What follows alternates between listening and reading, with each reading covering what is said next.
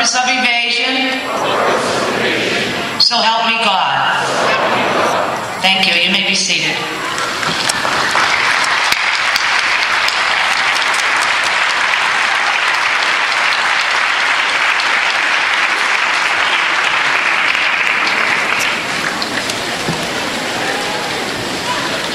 My fellow immigrants, it is with great pleasure that I welcome you as fellow citizens. We celebrate your entrance upon citizenship in a city that is emblematic of the history of immigrants in this country. Your predecessors came from Europe, from the Middle East, from Asia, and from Canada. In the 1820s, it was the Irish who took over the digging of the canals from the Yankee farmers. In the 1830s, the Middlesex Manufacturing Company recruited British workers from Gloucestershire. The Portuguese arrived in the 1850s, the French Canadians in the 1860s, and the Greeks in the 1880s, and the Poles in the 1890s. More recently, Lowell has been a magnet for the Cambodians, who have formed one of their largest communities in the United States in this city. All of these immigrants came to escape political and religious persecution. They came because they were displaced by wars. They came to find work, to increase their economic opportunities. Your predecessors came in waves, responsive to the needs of the textile mills and the carpet weaving plants. They came to build the canals that nourished the mills and the locks that protected the emergent city. They came to work in the factories and the warehouses, and then they participated in building the city, the churches, its schools, its social clubs. Now it is for you to take over and continue with what these earlier immigrants started. And now I also want to celebrate with you your new citizenship. Some years ago, I stood as you have stood, an outsider in a foreign land, full of anxiety, yet vibrant with hope. I hope the baby isn't disapproving of what we're doing. Sorry.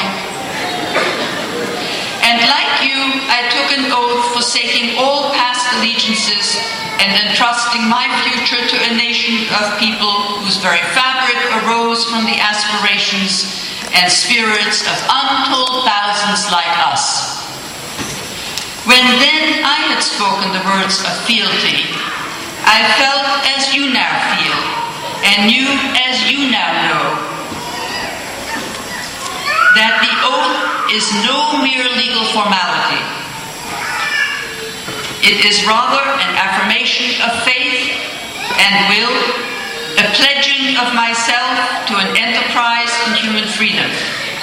I felt as you now feel, no longer a guest, no longer an outsider, no longer a spectator. I had become, as each of you has now become, a participant in that endless effort which, by assumption of responsibility for all, seeks to attain the perfect social compact. The United States of America began as an experiment in self-government. Although not always, and not totally successful, the experiment has worked well enough to command our continued commitment, effort, and loyalty. And an effort it is. Do not be misled. Our institutions are under attack. They are at risk.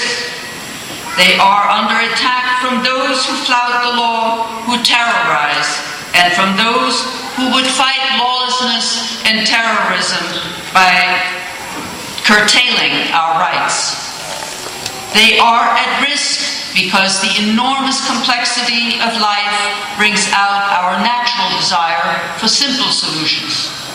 They are at risk because the great power devolved on just a few caused the rest of us to become paralyzed with a sense of futility. To guard against encroachment of our civil rights, we must maintain vigilance. To preserve liberty against simple solutions, we must increase our understanding of government. To overcome loss of control, loss of power, we must participate in government. Now you will be participants as well, not just building your city, but in maintaining, improving, and yes, critiquing its and the nation's government. You too have a stake in that experiment in self-government of which I spoke earlier. It is a wonderful experiment and fully worthy of the effort of us all. It distinguishes this country from nearly all others in the world.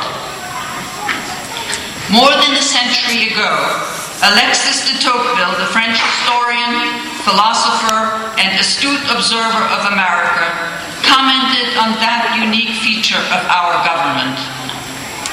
He wrote, "The principle of sovereignty of the people, which is always to be found more or less at the bottom of all human institutions, usually remains buried there.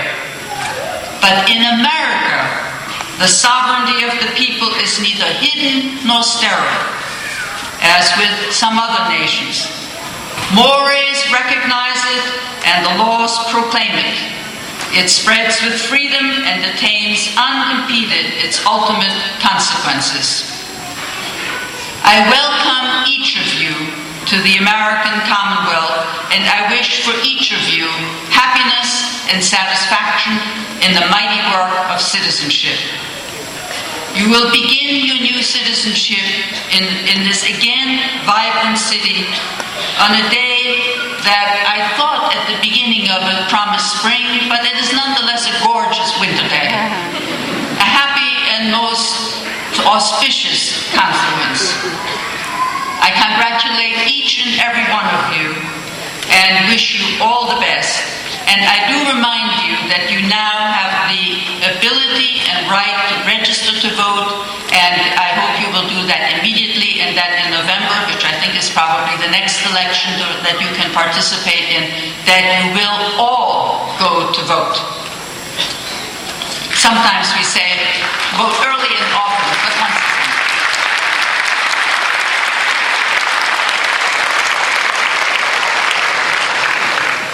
I would now ask you all to rise for the Pledge of Allegiance, hold it, in which we will be led by Danielle and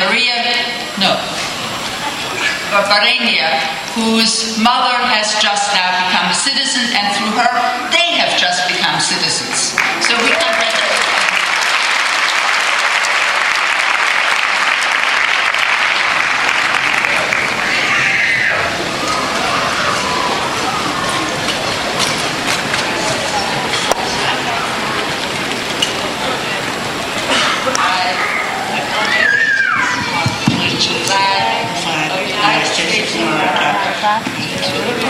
For which stands one nation under God, indivisible, with justice for all. Thank you very much.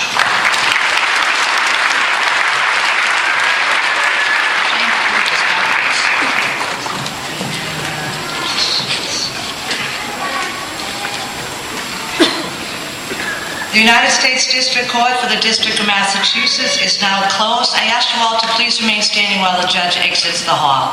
Thank you.